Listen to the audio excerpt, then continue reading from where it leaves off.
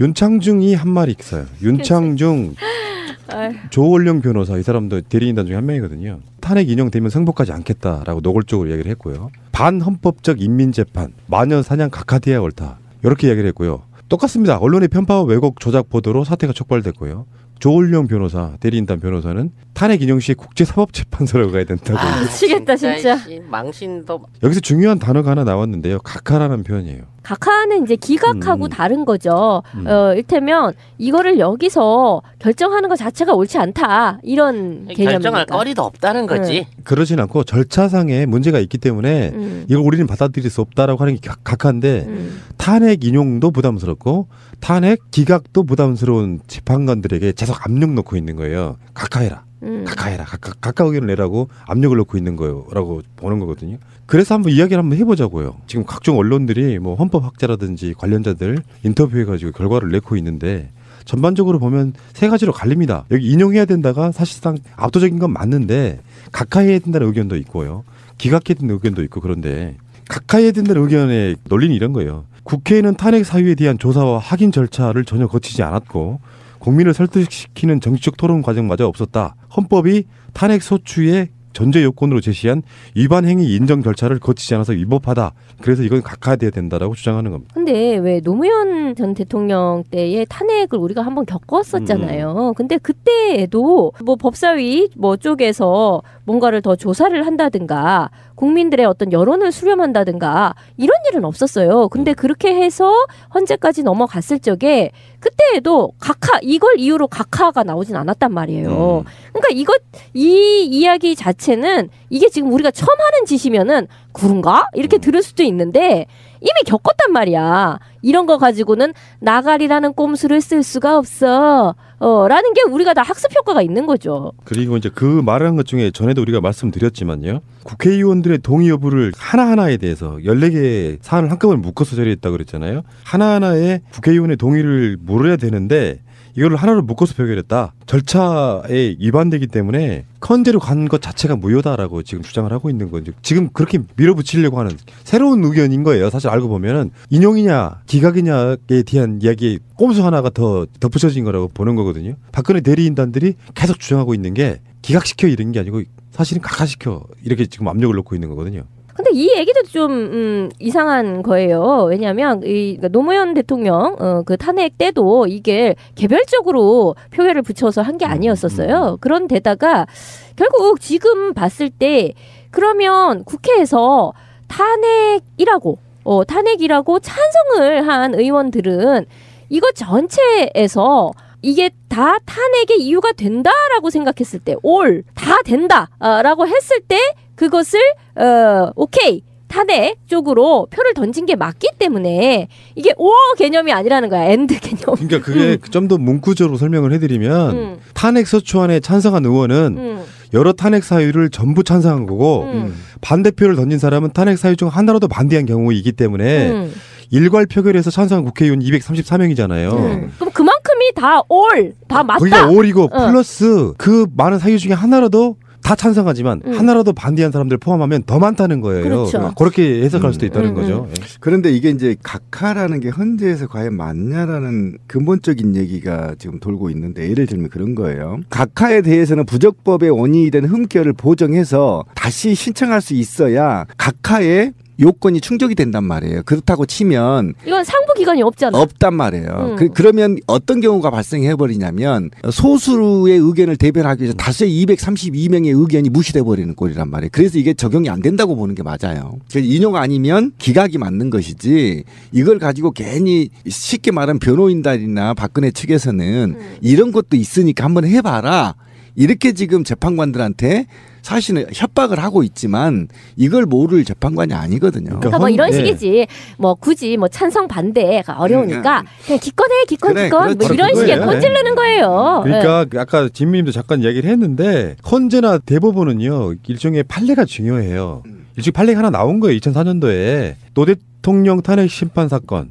국회 조사 검토 절차 생략, 탄핵 사유 일괄 표결은 각하 사유가 아니다라고 이미 판단이 내려진 상태였기 때문에 그것을 다시 끄집어내가지고 지금 박근혜 탄핵이 각하 사유가 됐다 이렇게 말하는 것도 웃기고요. 원래가 다 잿더리로 일어선 자 잿더리로 쳐맞는 그렇지, 거예요. 지들이 그렇게 만든 거야. 지들이 이렇게 쉽게 탄핵을 한번 했기 때문에 우리도 이 가지 않은 길에 대한 두려움 없이 탄핵의 길로 가게 된 거예요. 그러니까 이게 굉장히 이제 어려운 법리적 해석과 싸움인 건데 아까 권 PD가 얘기한 것도 좀 그들의 주장에 의하면 맞지 않습니다. 국민의 설득시키는 정책 토론마저 없었다 이렇게 돼 있는 거잖아요. 그런데 우리는요 대의제입니다. 그리고 탄핵은 국민이 하는 것이 아니라 국회의원의 고유 권한입니다. 따라서 이것도 맞지 않습니다. 어법에도. 그렇지. 맞지 않습니다. 갖다 붙이는 선동성 발언이에요. 선동성 발언입니다. 국민들 의견 뜻도 묻지도 않고 웃기고 있네. 우리가 계속 해달라고 요구를 해서 우리가 압력을 넣어가지고 탄핵이 이루어진 거고요. 이 얘기를 하려면 그럼 노무현 대통령의 탄핵은요.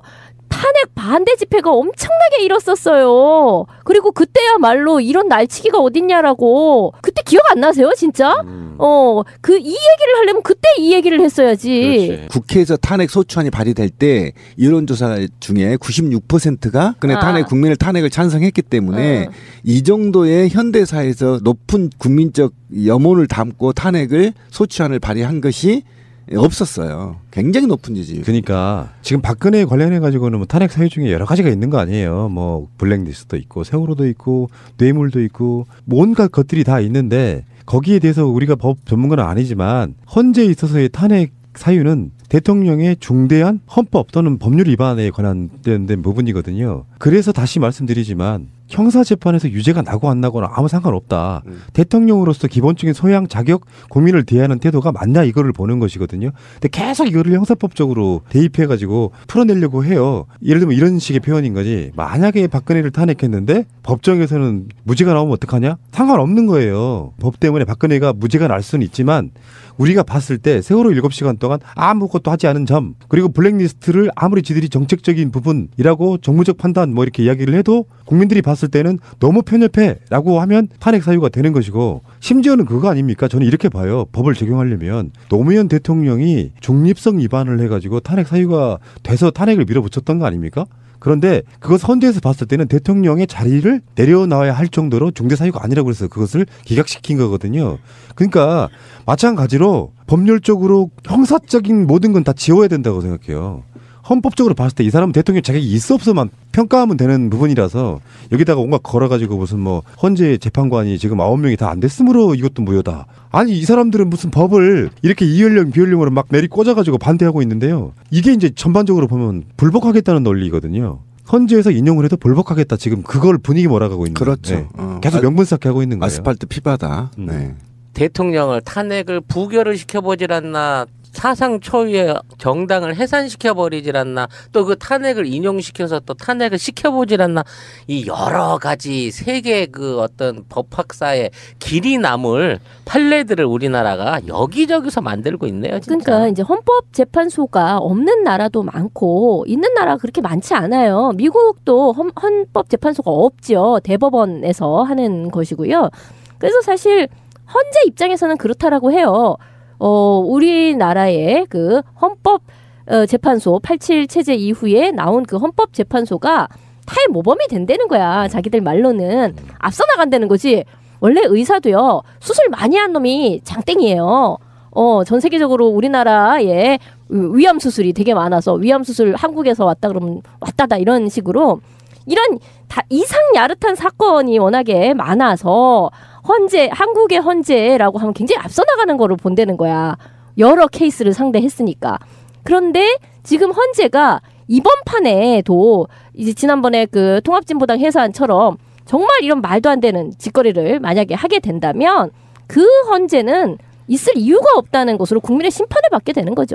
거기에 국제사법재판소라니, 이게 무슨 우리나라 대통령이 헛짓거리 한 거에 대해서 외국 애들을 보러 판단해달라고 이걸 얘기해야 되나? 그럼 뭐 부끄러운 걸 모르는 거야 뭐야 이런 것들은. 국제사법재판소는요 정말 정권의 탄압을 받는 양심수라든가 이런 사람들이 국제사법재판소에다가 이거를 이제 청원하는 경우가 있죠. 가령 예전에 무슨 그 인혁당 사건이라든가 이런 경우에 국제사법재판소 얘기가 나오는 거예요. 그런데 지금 최순실이 막 끌려가면서 막 이건 민주주의도 아니야 말하고 하면서 무슨 민주투사 코스프레를 한 것처럼 정말 이 헛웃음을 금치 못할 일이에요. 이 사람들이 국제사법재판소 이야기를 한다는 거는. 그러니까 할 수 있는 모든 저항은 저들은 다 하고 있는 것이고 이것이 아까 권 PD가 얘기한 탄핵 인용 이후에 불복의 정당성을 확보하기 위한 또는 그들만의 폭력적인 집회나 폭력적인 테러를 정당화시키기 위한 하나의 이념이다 이렇게 보시면 되는 거예요. 밑밥 깔아놓는 수준이지. 이건 뭐 갈 수도 없어요. 안건도 아닙니다. 자 그런데 선고 직후에 박근혜는 어떻게 할까요? 그 얘기를 한번 잠깐만 해볼게요.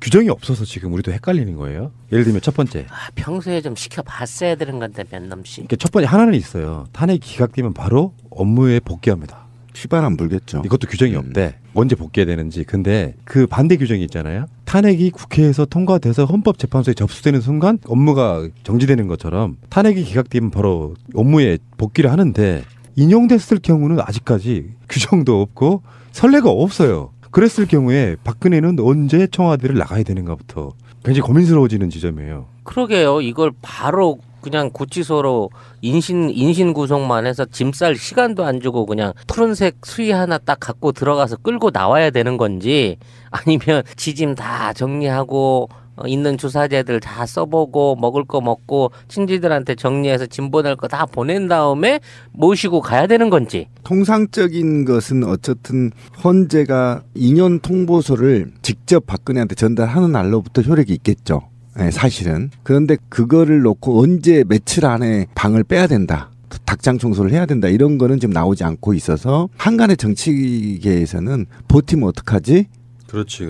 이게 지금 돌고 있는 것도 사실이에요. 안 나오고 있으면. 그러니까 제 생각이 그건 거예요. 이거를 버틸 수 있는 근거를 주지 말고 바로 대통령의 직무가 끝나서 권한이 끝났으므로 구속 수사를 하라는 거지. 안 나오고 버티고 소위 탄기국이나 박사모에게 테러를 모의하거나 또는 지시하거나 이런 메시지를 던져서 사회 혼란을 야기시켜서 쿠데타를 일으키려고 하는 마지막 꼼수를 구상하고 있을 수도 있다. 이럴 때는 사실은 저는 방법은 하나다. 국민들이 100만, 200만이 모여서 짱돌 들고 청와대 가서 끌어내야 된다. 그리고 그 신병을 검찰에 넘기면 된다. 흔히 말하는 구속사유가 그거잖아. 증거인멸의 우려와 도주의 우려가 있을 때는 즉각 구속을 해야 되는 게 맞거든. 그러니까 그 내규로 인해서 얘 어떻게 방 빼야 되지? 얘 어떻게 예우해야 되지? 이런 걸 생각하기 이전에 검찰이 나서서 일단 구치소에다 옮겨놓고 주인 없는 사이에 짐들 정리할 거 정리해서 깨끗하게 비우면 되는 거예요. 아니 짐을 거기서 치우는 식으로 하면 안 되죠. 거기는 범죄의 현장이에요. 수사를 해야죠. 현장을 보존하고. 현장 보존하고 수사를 해야 되는구나. 그걸 무슨 택배 불러가지고 저희 짐 끌어내 이렇게 하면 안 되는 거예요. 현장을 훼손하면 안 되죠. 포장이사 부르면 안 되네. 잠깐만요, 박근혜 씨. 정반대로 한번 제가 박근혜 씨께 여쭤볼게요. 어떻게 할까요? 거기는 제가 어렸을 때부터 계속 살았던 곳이고요. 그렇기 때문에 저는 거기를 제 집이다라고 생각하고 저는 오랫동안 거기에서 그냥 살게 해준다면 그냥 TV나 보고 살겠습니다. 거기다가 그냥 구금해 드릴까요? 청와대를 옮기라는 거예요? 어느 대선 주자 말에 의하면 청와대를 무슨 공원으로 만든다 이런 얘기도 있던데 그렇군요. 그냥 저는 거기서 공원을 관리한다라고 생각하면서 그 안에서 조용히 살겠습니다. 예. 근데 탄핵을 만약에 이제 인용이 됐다고 칩시다. 근데 이거를 재심 청구할 수 있대요. 또? 단서가 있어. 결정적인 상황이 누락돼 있다고 판단이 되면 다시 재심을 할 수가 있는데요. 그게 재심 사유가 있는 경우에 사유를 안 날로부터 30일 이내에 다시 해달라고. 그 결정이 있는 날부터 5년 이내에 재심 청구해야 된답니다. 뭐 5년 이내 할 일은 없겠지만 결정적인 거가 뭐가 있지? 나 사실은 주민등록번호가 2가 아니에요. 1이에요. 뭐 이런 거 말고는 그런 결정적인 거가 뭐 있나? 그런 게 그러니까 예를 들면 이런 거지. 탄핵 사유 중에 세월호 7시간 동안 그 아무것도 안 했다는 것 때문에 탄핵을 당했다고 쳐요. 그 중대 사유 중에 하나라고 치는데 그런데 그것이 증명할 뭐가 나왔어. 그럼 그거를 재심 청구할 수 있다는 거예요. 그러니까 네. 청와대 안에 비밀의 문이 있어가지고 그거를 열었더니 4차원의 세계로 가는 거야. 그래서 우주랑 교신을 하고 왔다는 거지. 뭐 이런 정도가 나와주면 또 뭐 생각해 볼 수 있겠네요. 그 안드로메다에서 외계인이 와갖고 그날이요. 그날 박근혜가 차원의 문을 넘어갔고 여기로 왔었어요. UFO 여기 그 승선권 있고 CCTV 있어요. 이렇게 돼야 되는 거야? 그러면서 진도에 있는 세월호 사건의 현장까지 좀 가보려고 노력했어. 정말 가상하게 노력했습니다라고 증명되지 않는 한. 그렇죠. 또는 박근혜하고 전혀 무관하게 자기 통수권과 무관하게 국정원이 세월호를 침몰시켰다는 걸 박근혜가 증명하거나. 그런데 김기춘이 그때 저번에 그 9년 전에 탄핵 심판 끝나고 한참 몇 년 후에 신동아랑 인터뷰했던 내용에 그게 들어있잖아요. 볼래요? 공직자 지위, 감독을 잘못하거나 부정 비리를 예방하지 못해도 탄핵 사유다. 여기 김기춘의 말이에요. 딱 박근혜에게 해주고 싶은 말이지 않습니까? 그렇죠. 그렇게 쉴드를 친다고 해도 빼박 텐트입니다. 진짜. 예. 어쨌든 이 재심 사유는 대통령의 애우에 관한 것을 복구하는 것이 대통령 자리를 다시 내놓으라고 재심을 청구한 게 아니기 때문에 분명히 말씀드리지만 이거는 극단적인 정치 행위이고 국민과 사법부와 입법부 그다음에 국민과의 극단적인 정치행위입니다. 그래서 이 정치행위로 바라보는 것이고 다수의 의견에 따르는 것이지 이것이 법적으로 명확하게 하지 못해서 안 하는 게 아니에요. 탄핵이라는 것이. 그래서 그 탄핵을 막지 않기 위해서 무단하게 국민을 위해 노력해야 되는 게 통수권자의 책무인 거죠. 자, 김기춘이 했던 이야기를 참 길게 한번 제가 읽어드려 보겠습니다. 이게 박근혜와 노무현에게 어떻게 달라질 수 있는 건지 그들의 주장이. 대통령 탄핵은 국회가 대통령의 권력 남용을 견제할 수 있는 유일한 수단이다. 재헌 국회 석기록을 보면 헌법의 기초자들은 대통령의 실정법 위반뿐만 아니라 지휘 감독 관계에 있는 공직자에 대한 지휘 감독을 소홀히 한 것과 국정을 불성실하게 수행하는 경우 모두 헌법 위반으로 탄핵 사유가 된다. 공감하시죠? 김기춘의 이야기예요. 탄핵 사유는 기소가 가능한 형사적 범죄일 필요는 없고 헌법이 부여한 의무를 다하지 않은 경우, 부패 행위를 한 경우, 공중의 신뢰를 깨뜨린 경우, 다른 헌법기관을 침해하는 일련의 사유를 한 경우 등 정치적 위반 행위도 탄핵 사유가 된다. 딱 박근혜 이야기잖아요. 지금 놀랍지 않습니까? 싱크로율 100%. 구체적 헌법이나 법률 조항 위반 행위뿐 아니라 직무를 태만히 하거나 성실히 수행하지 않은 경우에도 탄핵 사유가 된다. 대통령에 대한 탄핵 심판을 할 때는 무죄 추정의 원칙이 아닌 유죄 내지 유책 추정의 원칙을 적용해야 된다. 형사재판에서는 무죄 추정의 원칙에 따라 유죄 판결이 확정되기 전에는 공무원의 직권이 정지되지 않는데 반해 탄핵 심판에서는 대통령의 권한이 정지되는 유죄 내지 유책 추정의 원칙을 적용한다. 무죄 추정 원칙을 강조하는 박근혜 대통령 대리인단의 논리와 정면으로 배치되는 거죠. 다음에 노무현 전 대통령은 국민을 네 편으로 갈라 국민을 통합을 저해하고 계층 간 갈등을 조장했다. 그의 지휘 감독 아래에 있는 최측근들의 부정과 비리에 직접 또는 간접적으로 연루되었으며 감독하고 예방해야 될 직무도 유기했다. 미국의 경우는 대통령이 중범죄를 저질러 탄핵이 발의된 것이 아니고 부적절한 성적 접촉이나 거짓말 때문에 탄핵이 발의되고 대통령이 사임하기조차 했다. 이게 지금 박근혜한테 해주고 싶은 말인 거잖아요. 거짓말 한마디만 해도 탄핵 사유라는 것을 김기춘 말로 얘기를 하고 있는 거예요. 김기춘은 도깨비가 맞아. 시공을 초월해가지고 이걸 다 내다 본 거지. 스포일러를 했네. 훨씬 더 예전에. 그러니까 지금 김기춘이 한 말은요. 박근혜에게 완벽하게 들어맞아요. 그러네요. 근데 이 논리를 자기들의 수장이라고 할 수 있는 김기춘의 논리를 대리인단은 반대로 써먹고 있는 거잖아요. 형사재판 개념으로 계속 몰고 가고.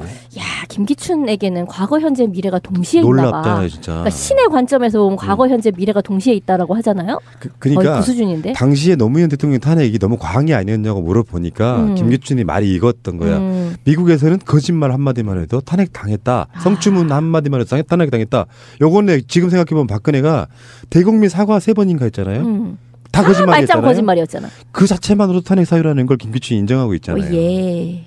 놀랍다 김기춘. 그게 국민적 상식이에요. 지금 박근혜 대리인단 쪽에서는 국제사법재판소 얘기를 했잖아요. 근데 이거는 정말 그냥 막 던지는 얘기 중에 하나인 거예요. 뭐냐면 국제사법재판소는요 무슨 국가 분쟁이라든가 그러니까 왜 우리나라랑 일본하고 독도 관련된 거 있잖아요. 그렇지. 그런 것이 이제 여기에 해당이 되는 거예요. 국가 간의 조약이라든가 국제법상의 그 문제를 얘기하는 거고. 그럼 맞는데?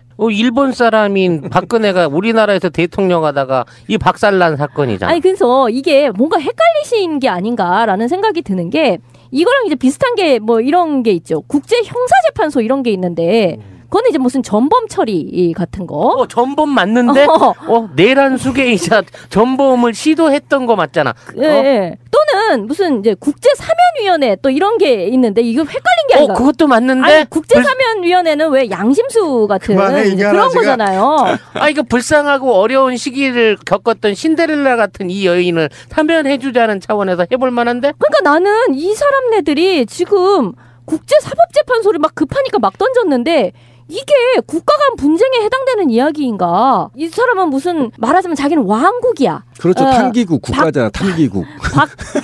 박씨 왕조의 공주로서 자기가 박해를 받고 있다. 그러니까 바티칸 이런 것처럼 나라 안에 나라 이런 것처럼 대한민국 안에 박근혜 공주 나라 공국이 있었는데 그게 무슨 이 안에서 국제 분쟁이 벌어졌다 이렇게 생각을 하는 건지. 근데 만약에 국제사법재판소가 이 탄핵 인용 기각에 대해서 다룬다면 그게 뭐가 된 줄 아세요? 뭐가? 내정 간섭이에요. 큰일 납니다. 있을 수가 없어요. 그래서 제가 아까 고려 가치가 없다라는 거예요. 이걸 제소할 수가 없어요. 그러니까 한 나라 대 한 나라의 내란적 상황으로 본다 이렇게 되는 거죠. 그게 내정 간섭이 돼버리는 거예요. 제가 알기에는 대표적인 가짜뉴스인데 가짜뉴스예요.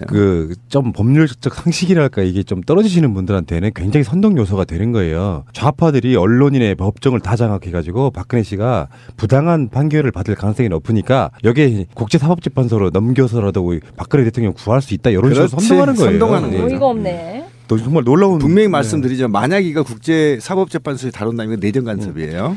자, 어쨌든 간에 이번 주에는 거의 한 70% 이상은 탄핵 결과가 나올 거라고 보는데 가슴 떨리고요. 여러분도 마치 그렇지 않습니까? 굉장히 떨리고 국민의 민심에 반하는 판결이 저는 나올 거라는 생각은 전혀 안 하지만 혹시나 해서라도 우리 어떤 마음가짐을 좀 단단하게 했으면 좋겠다라는 생각이 듭니다. 그렇죠. 지금부터는 계속 긴장하고 매일 집회에 나오시고 어쨌든 퇴진 행동의 홍보에 따라 국민들이 좀 직결할 때 많이 나와 주셔야 됩니다. 100만 200만씩 모일 때 찍소리 못하던 자들이 시간이 지나면서 촛불을 폄훼하는 게 있잖아요. 진짜 촛불은 어쩌면 탄핵 인용된 후가 될지도 모르겠다 이 생각을 해봐요. 어느 날 갑자기 탄핵 인용되니까 사람들 한 명도 안 나와. 그러면 그들 거의 내란 상태로 몰고 가지 않을까 이렇게 생각을 해봐요. 그렇죠. 이렇게 들을 수도 있는데 이미 겪었단 말이야. 이런 거 가지고는 나가리라는 꼼수를 쓸 수가 없어. 라는 게 우리가 다 학습 효과가 있는 거죠. 그리고 이제 그 말한 것 중에 전에도 우리가 말씀드렸지만요. 국회의원들의 동의 여부를 하나하나에 대해서 14개의 사안을 한꺼번에 묶어서 처리했다고 그랬잖아요. 하나하나에 국회의원의 동의를 물어야 되는데 이거를 하나로 묶어서 표결했다. 절차에 위반되기 때문에 컨대로 간 것 자체가 무효다라고 지금 주장을 하고 있는 거죠. 지금 그렇게 밀어붙이려고 하는 새로운 의견인 거예요. 사실 알고 보면은 인용이냐 기각이냐에 대한 이야기에 꼼수 하나가 더 덧붙여진 거라고 보는 거거든요. 박근혜 대리인단들이 계속 주장하고 있는 게 기각시켜 이런 게 아니고 사실은 각하시켜 이렇게 지금 압력을 놓고 있는 거거든요. 근데 이 얘기도 좀 이상한 거예요. 왜냐하면 노무현 대통령 그 탄핵 때도 이게 개별적으로 표결을 붙여서 한 게 아니었었어요. 그런데다가 결국 지금 봤을 때 그러면 국회에서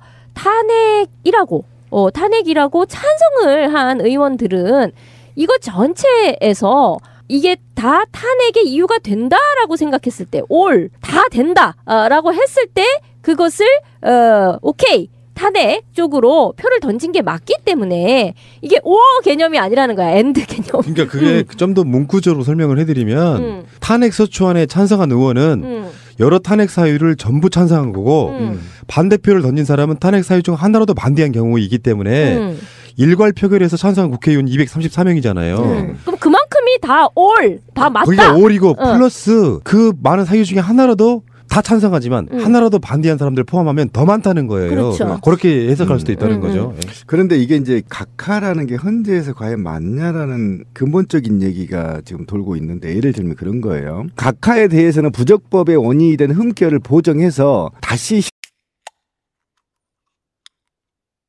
윤창중이 한 말이 있어요. 윤창중 조원령 변호사 이 사람도 대리인단 중에 한 명이거든요. 탄핵 인용되면 승복하지 않겠다라고 노골적으로 이야기를 했고요. 반헌법적 인민재판 마녀 사냥 각하돼야 옳다 이렇게 이야기를 했고요. 똑같습니다. 언론의 편파와 왜곡 조작 보도로 사태가 촉발됐고요. 조원령 변호사 대리인단 변호사는 탄핵 인용 시에 국제사법재판소로 가야 된다고. 미치겠다 진짜. 망신도. 여기서 중요한 단어가 하나 나왔는데요. 각하라는 표현이에요. 각하는 이제 기각하고 다른 거죠. 일테면 이거를 여기서 결정하는 것 자체가 옳지 않다. 이런 개념입니다. 결정할 거리도 없다는 거지. 그러진 않고 절차상에 문제가 있기 때문에 이걸 우리는 받아들일 수 없다라고 하는 게 각하인데 탄핵 인용도 부담스럽고 탄핵 기각도 부담스러운 재판관들에게 계속 압력 놓고 있는 거예요. 각하해라. 각하해라. 각하 의견을 내라고 압력을 놓고 있는 거라고 보는 거거든요. 그래서 한번 이야기를 한번 해보자고요. 지금 각종 언론들이 뭐 헌법학자라든지 관련자들 인터뷰해가지고 결과를 내고 있는데 전반적으로 보면 세 가지로 갈립니다. 여기 인용해야 된다가 사실상 압도적인 건 맞는데 각하해야 된다는 의견도 있고요. 기각해야 된다는 의견도 있고 그런데 각하해야 된다는 의견의 논리는 이런 거예요. 국회에는 탄핵 사유에 대한 조사와 확인 절차를 전혀 거치지 않았고 국민을 설득시키는 정치적 토론 과정마저 없었다. 헌법이 탄핵 소추의 전제 요건으로 제시한 위반 행위 인정 절차를 거치지 않아서 위법하다. 그래서 이건 각하돼야 된다라고 주장하는 겁니다. 근데 왜 노무현 전 대통령 때의 탄핵을 우리가 한번 겪었었잖아요. 근데 그때에도 뭐 법사위 뭐 쪽에서 뭔가를 더 조사를 한다든가 국민들의 어떤 여론을 수렴한다든가 이런 일은 없었어요. 근데 그렇게 해서 헌재까지 넘어갔을 적에 그때에도 각하 이걸 이유로 각하가 나오진 않았단 말이에요. 그러니까 이 이야기 자체는 이게 지금 우리가 처음 하는 짓이면은 신청할 수 있어야 각하의 요건이 충족이 된단 말이에요. 그렇다고 치면 이건 상부 기관이 없잖아. 없단 말이에요. 그러면 어떤 경우가 발생해 버리냐면 소수의 의견을 대변하기 위해서 다수의 232명의 의견이 무시돼 버리는 꼴이란 말이에요. 그래서 이게 적용이 안 된다고 보는 게 맞아요. 인용 아니면 기각이 맞는 것이지 이걸 가지고 괜히 쉽게 말하면 변호인단이나 박근혜 측에서는 이런 것도 있으니까 한번 해봐라. 이렇게 지금 재판관들한테 사실은 협박을 하고 있지만 이걸 모를 재판관이 아니거든요. 그러니까 뭐 이런 식이지. 뭐 굳이 뭐 찬성 반대가 어려우니까 그냥 기권해 기권 뭐 이런 식의 꼰질르는 거예요. 그러니까 아까 진미님도 잠깐 이야기를 했는데 헌재나 대법원은요 일종의 판례가 중요해요. 일종의 판례가 하나 나온 거예요. 2004년도에 노 대통령 탄핵 심판 사건. 국회 조사 검토 절차 생략, 탄핵 사유 일괄 표결은 각하 사유가 아니다라고 이미 판단이 내려진 상태였기 때문에 그것을 다시 끄집어내가지고 지금 박근혜의 탄핵이 각하 사유가 됐다 이렇게 말하는 것도 웃기고요. 원래가 다 잿더리로 일어선 자 잿더리로 쳐맞는 그렇지, 거예요. 지들이 만든 거야. 지들이 이렇게 쉽게 탄핵을 한번 했기 때문에 우리도 이 가지 않은 길에 대한 두려움 없이 탄핵의 길로 가게 된 거예요. 그러니까 이게 굉장히 이제 어려운 법리적 해석과 싸움인 건데 아까 권 PD가 얘기한 것도 좀 그들의 주장에 의하면 맞지 않습니다. 국민의 설득시키는 정치적 토론마저 없었다 이렇게 돼 있는 거잖아요. 그런데 우리는요 대의제입니다. 그리고 탄핵은 국민이 하는 것이 아니라 국회의원의 고유 권한입니다. 따라서 이것도 맞지 않습니다. 헌법에도. 그렇지. 맞지 않습니다. 갖다 붙이는 선동성 발언이에요. 선동성 발언입니다. 국민들 의견 뜻도 묻지도 않고 웃기고 있네. 우리가 계속 해달라고 요구를 해서 우리가 압력을 넣어가지고 탄핵이 이루어진 거고요. 이 얘기를 하려면 그럼 노무현 대통령의 탄핵은요. 탄핵 반대 집회가 엄청나게 일었었어요. 인용을 해도 볼복하겠다. 지금 그걸 분위기 몰아가고 있는 거예요. 그렇죠. 네. 계속 명분 쌓게 하고 있는 거예요. 아스팔트 피바다. 네.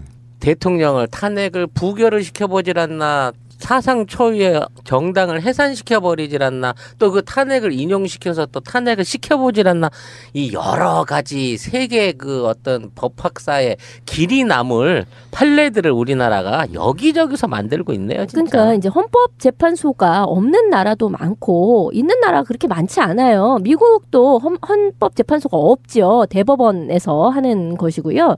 그래서 사실 헌재 입장에서는 그렇다라고 해요.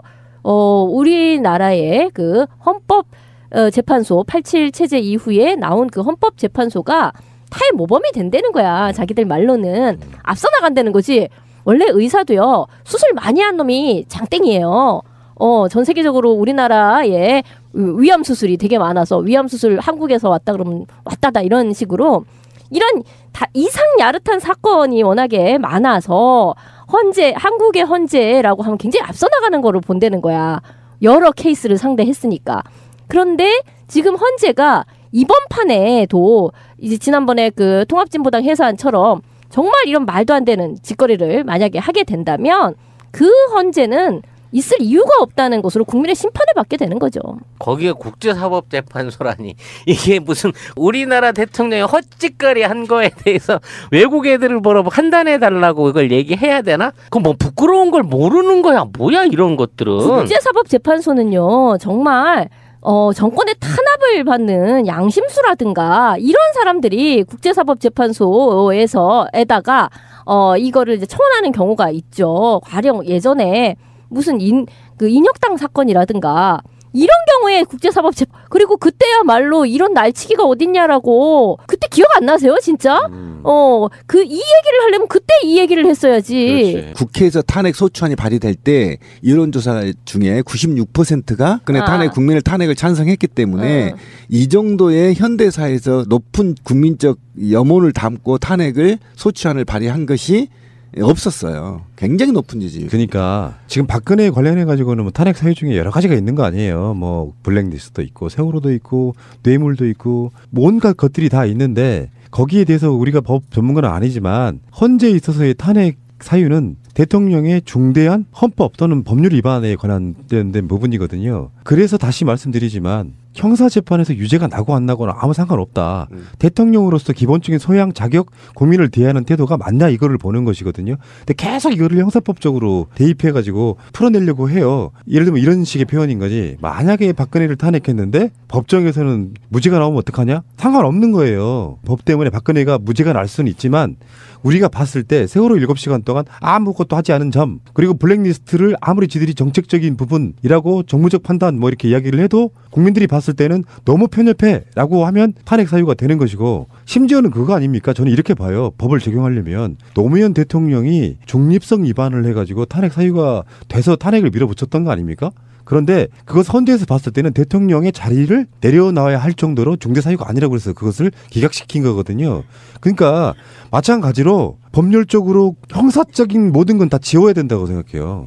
헌법적으로 봤을 때 이 사람은 대통령 자격이 있어 없어만 평가하면 되는 부분이라서 여기다가 온갖 걸어가지고 무슨 뭐 헌재 재판관이 지금 9명이 다 안 됐으므로 이것도 무효다. 아니 이 사람들은 무슨 법을 이렇게 이연령 비연령으로 막 내리 꽂아가지고 반대하고 있는데요. 이게 이제 전반적으로 보면 불복하겠다는 논리거든요. 헌재